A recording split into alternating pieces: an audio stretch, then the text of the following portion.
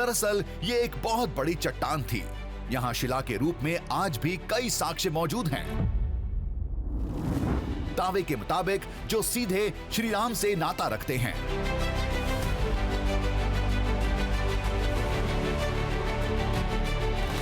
कुर्सी की आकार वाली इस शिला को देखिए। मान्यता है कि त्रेता युग में ये भगवान राम का आसन था। राम,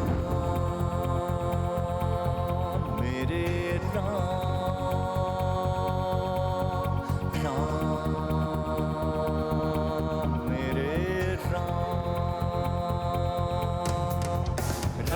कुर्सी के नीचे उनके चरणों के निशान आज भी दिखते हैं।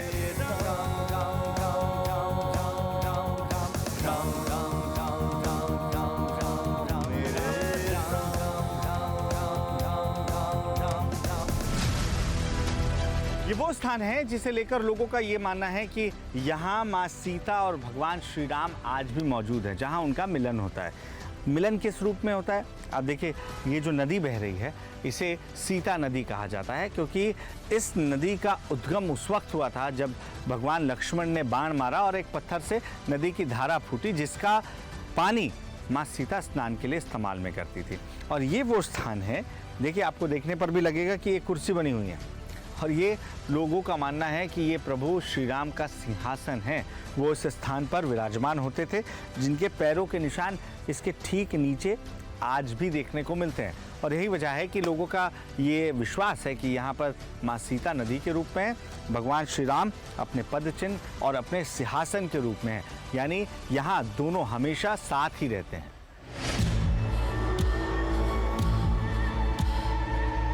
वही पास की चट्टान में एक गोल गड्ढा था। ठीक से देखें तो आकृति किसी थाली जैसी दिखती है। मान्यता है कि उस समय ये श्री राम और मां सीता की थाली थी, जिसमें रखकर वो फल खाया करते थे।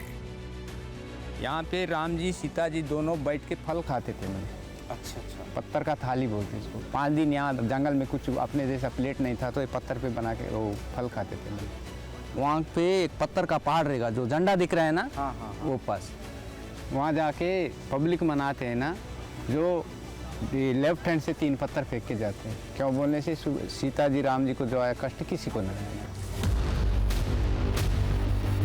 पत्थरों पर ये हल्की धारियां देख रहे हैं। दावे के मुताबिक ये सीता मां की साड़ी के निशान हैं। जिस दिन रावण ने उनका हरण किया था, उस सुबह साड़ी यहीं सूखने के लिए डाली गई थी।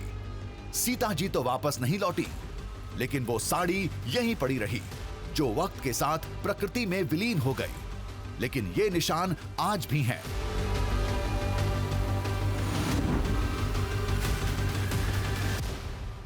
लोगों का मानना है कि यहाँ पर माँ सीता की साड़ी सूख रही थी, जिसकी वजह से ये निशान पड़ गए हैं। और इसे आज भी लोग पूजने के लिए आते हैं, क्योंकि उनका मानना यह है कि यहाँ आज भी माँ सीता का अंश मौजूद है।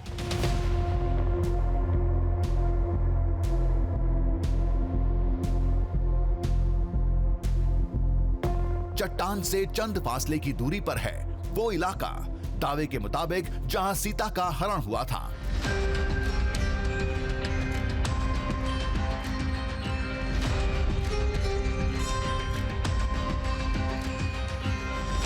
आज इस जगह को पंचवटी की पर्णशाला के नाम से जानते हैं।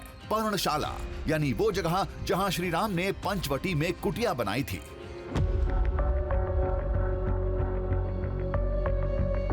यहाँ दिखाने की कोशिश यही की गई है, जब रावण माँ सीता के हरण के लिए आया था, तब उसने एक स्वर्ण मृग का रूप धारण किया था। और यहाँ वही दिखाया जा रहा है कि माँ सीता, भगवान श्री राम उस स्वर्ण मृग को देख रहे हैं, जिसके साथ खेलने की इच्छा जाहिर की थी माँ सीता ने। और यहाँ स्वर्ण मृग दिखाया गया, ये देखिए। यानी लोगों की आस्था यही कहती है कि ये वही स्थान है जहाँ पर ये घटना घटी थी।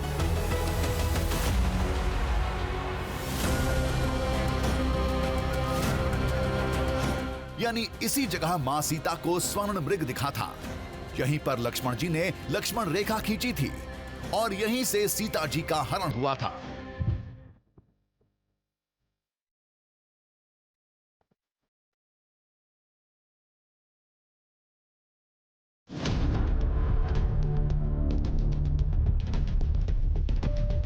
हालांकि पंचवटी का एक और दावा महाराष्ट्र के नासिक में भी होता है, लेकिन लोग भद्राचलम की इस धरती पर बनी इन निशानियों को ही सच्चा मानते हैं।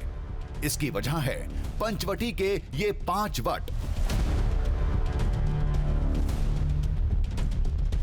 इस स्थान पर मौजूद 5 वट वृक्ष काफी महत्वपूर्ण है, क्योंकि माना यह जाता है कि ये युगों पुराने हैं, यानी त्रेता युग से लेकर कलयुग तक इस वट वृक्ष की कहानियां हैं।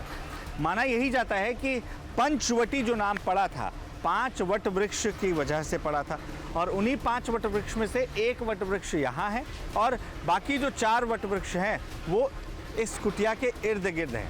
यानी जिस कुटिया में भगवान श्री राम, माँ सीता और लक्ष्मण जी के साथ रह रहे थे, उसके चारों तरफ एक पहचान के तौर पर उन्होंने वट वृक्ष की स्थापना की।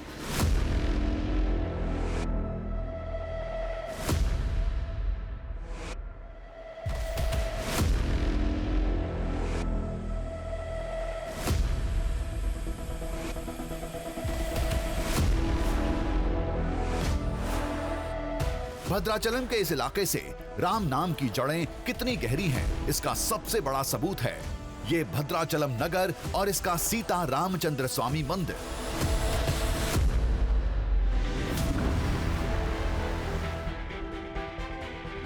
मंदिर के बनाने का श्रेय 17वीं सदी के महान तेलुगु संत रामदासु को जाता है, और श्री राम यहाँ भद्र ऋषि की वजह से आए थे, जिनकी राम भक्ति आज भी लोगों के लिए चमत्कार से कम नहीं।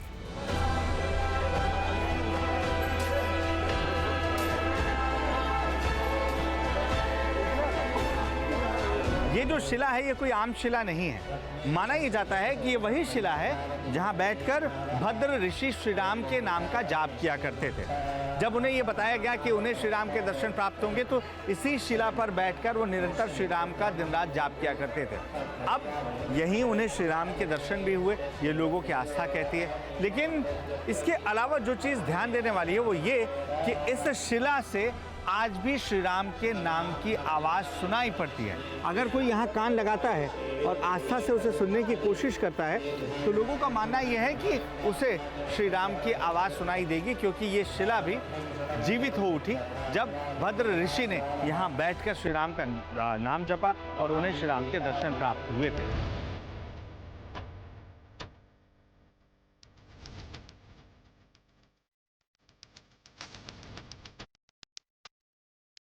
सबसे खास है इसके गर्भगृह में रखी भगवान राम की अलौकिक प्रतिमा। दावे के मुताबिक जो एक श्री राम भक्त आदिवासी महिला दमक्का को 400 साल पहले दीमकों के बाम्बी से मिली थी। दामक्का कर एक औरत जो भक्त थी, बहुत राम भक्त थी, उनको ये मूर्ति मिली गई थी दीमक के रूप में, और उनको नहीं मालूम था कि अंदर मूर्ति है। तो उसको लेके आके वो जब यहाँ रखे ना तो क्या हुआ, तो गोदावरी नदी का पानी उन्होंने जब उसके ऊपर डालकर उनका आचरण किया, अभिषेक किया, तो राम जी का दर्शन हुआ उनको। गर्भगृह में कैमरा लेकर जाने की इजाजत नहीं है, लिहाजा हम एक छवि की मदद से ही दिखा सकते हैं।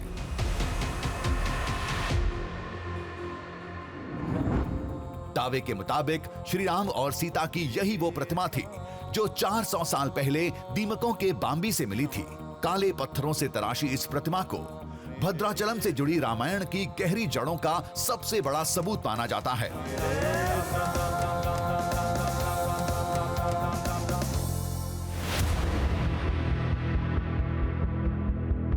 आज भी मंदिर परिसर में वो कोना मौजूद है जहां राम भक्त दमक्का को वो मूर्ति मिली थी।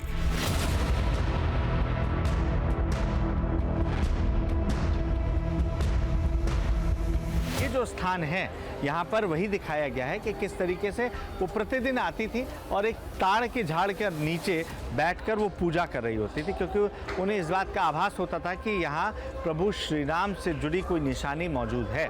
और वहाँ मौजूद दीमक के घर से किसी दिन उन्हें कोई प्रकाश निकलता हुआ नजर आया, और जब उन्होंने उसमें गोदावरी का जल डाला तो अंदर से ये विग्रह सामने आए, जो विग्रह आज मंदिर में गर्भगृह में विराजमान है।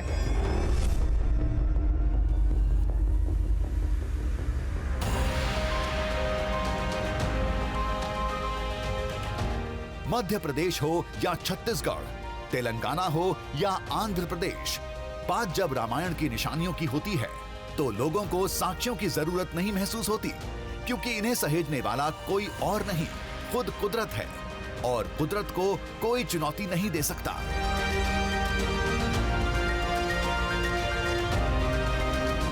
छत्तीसगढ़ में सुकमा के रामाराम से शबरी नदी के रास्ते श्री राम कोंटा के इंजराम पहुंचे थे, जहां से आंध्र प्रदेश होते हुए तेलंगाना के भद्राचलम चले गए थे। तीनों राज्यों का ये सीमावर्ती इलाका आज भी रामायण के साक्ष्यों के लिए अहम माना जाता है।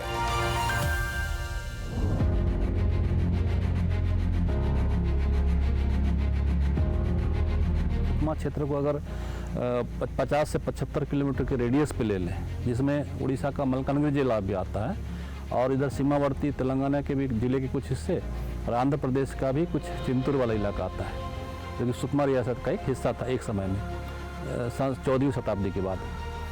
और उसके पहले का भी देख लें तो यहाँ की जो जनजाति समाज है, मूल समाज है, वो यहाँ माई माटी मतलब माटी के पुजारी हैं, मतलब मिट्टी को पूजते हैं, मतलब भूदेवी को पूजते हैं। ये एक बहुत ही ज़बरदस्त मैचिंग है।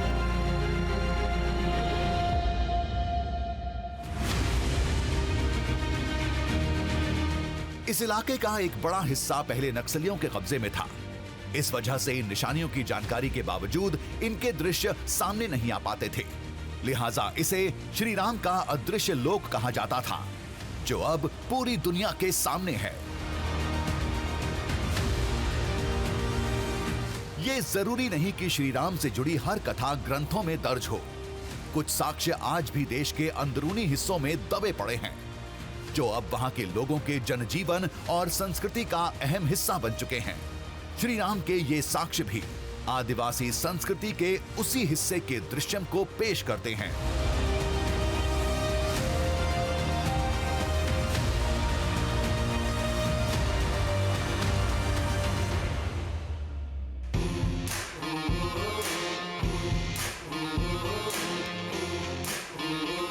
दरिया में झांकेंगे, पर्वत को नापेंगे, बांधेंगे धरती को अंबर की डोरों से, सूरज के चेहरे से पर्दा हटाना है, तूफान आंधी को भी अब चीर के जाना है, कुदरत की मुट्ठी से अब छीन लाएंगे हम, कुदरत की मुट्ठी से अब छीन लाएंगे हम।